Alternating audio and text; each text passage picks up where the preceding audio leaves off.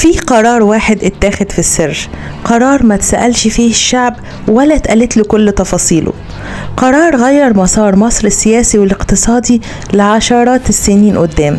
مش مجرد اتفاق، دي كانت صفقة اتعملت ورا ظهر شعب كامل. النهاردة مش هنكرر التاريخ الرسمي، النهاردة هنفتح ملف سياسي خطير، ملف ناس كتير فضلت يفضل مقفول. بعد حرب أكتوبر 73 مصر استعادت كرامتها العسكرية، لكن البلد كانت منهكة من الداخل، اقتصاد متأثر بالحروب، ديون متراكمة، بنية تحتية مرهقة، جيش محتاج تمويل ضخم، وشعب عايز استقرار بعد سنين صراع. القيادة المصرية كانت قدام اختيار مصيري، طريق أول نكمل المواجهة ونفضل في المعسكر السوفيتي ونتحمل تكلفة اقتصادية وسياسية تقيلة، طريق تاني نفتح باب جديد، باب اسمه التفاوض مع الغرب ومع أمريكا تحديدا. وهنا بدأت القصة. العلاقات مع أمريكا ما بدأتش علنا، البداية كانت سرية بالكامل، كان في وسطاء دوليين، رسائل غير معلنة، لقاءات بعيدة عن الإعلام، تواصل مباشر بعيد عن الاتحاد السوفيتي، وقنوات تفاوض خارج الإطار العربي، أماكن زي واشنطن، أوروبا، غرف مغلقة في عواصم غربية، والهدف نقل مصر من المعسكر السوفيتي للمعسكر الأمريكي وفتح طريق لتسوية سياسية مع إسرائيل. والسؤال الخطير، ليه كل ده كان لازم يبقى في السر؟ وليه الشعب المصري ما كانش طرف في القرار؟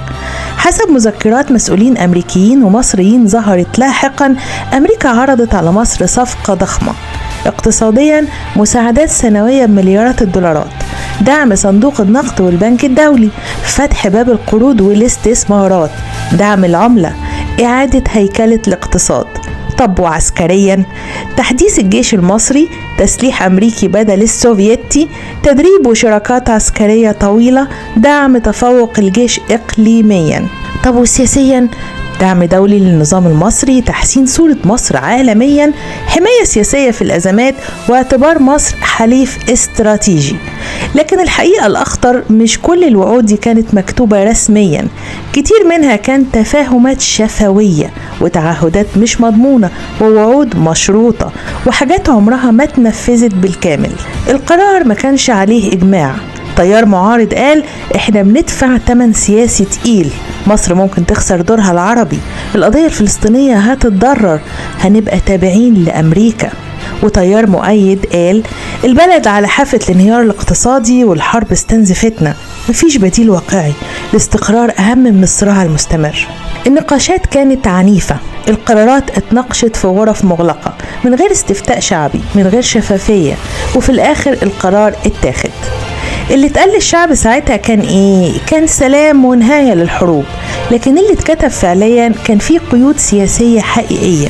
اولا بالنسبة لتسليح سيناء اتقسمت الى مناطق امنية، منطقة A فيها وجود عسكري مصري محدود، منطقة B قوات اقل وتسليح اخف، منطقة C ممنوع فيها تقريبا وجود الجيش المصري التقيل بالكامل، وفي المنطقة C مفيش دبابات، مفيش طيارات حربية، مفيش مدفعية تقيلة، والأمن معتمد على قوات دولية أجنبية اسمها MFO بدل الجيش المصري. يعني ببساطة جزء من أرض مصر الجيش المصري وجوده فيه مقيد باتفاق دولي. والتأثير الحقيقي ظهر بعد سنين لما الإرهاب انتشر في شمال سيناء، ومصر كانت مقيدة في عدد القوات ونوع التسليح، وأي زيادة قوات كانت محتاجة تنسيق دولي وموافقات سياسية. ثانيا، ايه المشكلة التانية؟ ان في قيود غير مباشرة على القرار العسكري، مش مكتوب صراحة ان مصر ممنوعة تتحرك، لكن عمليا اي تصعيد عسكري كبير اصبح حساس سياسيا، واي تحرك استراتيجي محتاج حسابات مع امريكا واسرائيل. ميزان الردع بقى مربوط بالتفاهمات الدولية، يعني حرية القرار العسكري المصري بقت مش مطلقة زي زمان. ثالث مشكلة أو عيب في الاتفاقية، التطبيع مقابل نفوذ أقل. إسرائيل خرجت من سيناء، لكن في المقابل حصل إيه؟ حصل اعتراف كامل بيها وعلاقات دبلوماسية مفتوحة وإنهاء حالة الحرب وفتح تعاون سياسي وأمني. لكن القضية الفلسطينية متحلتش، وغزة والضفة فضلوا تحت الاحتلال، ومصر خسرت ورقة ضغط كبيرة كانت في ايديها. بمعنى أوضح، مصر دفعت ثمن سياسي كبير مقابل سلام محدود التأثير. رابع عيب أو مشكلة في الاتفاقية كان الاعتماد الاقتصادي، وده اسمه السلاح الناعم. المساعدات الأمريكية بقت عنصر أساسي في الاقتصاد والجيش، وده خلق واقع جديد إن أي أزمة سياسية مع أمريكا كانت تهديد اقتصادي هتمنع عننا أي حاجة. شروط اقتصادية مفروضة عبر مؤسسات دولية، وضغط دائم على السياسات الاقتصادية. يعني قرار الاقتصاد المصري بقى مرتبط جزئيا بالدعم الخارجي. لكن اللي متقالش بوضوح حجم الالتزامات السياسية وقيود السيادة العسكرية ومستوى الاعتماد الخارجي وتكلفة القرار على المدى الطويل. مش كل الثمن الحقيقي اتقال للناس. الشعب ساعتها شاف ايه؟ شاف توقيع سلام ونهاية الحروب وأمل في الاستقرار وصورة إيجابية عالميا. لكن اللي متقالش بوضوح حجم الالتزامات السياسية وقيود السيادة العسكرية ومستوى الاعتماد الخارجي وتكلفة القرار على المدى الطويل. مش كل الثمن الحقيقي اتقال للناس. اقتصاديا اعتماد كبير على المساعدات وشروط اقتصادية أثرت على المواطن وإصلاحات قاسية. أما سياسيا هامش مناورة أقل وتوازن حساس في القرارات الدولية وعلاقات متوترة عربيا في فترات كتير.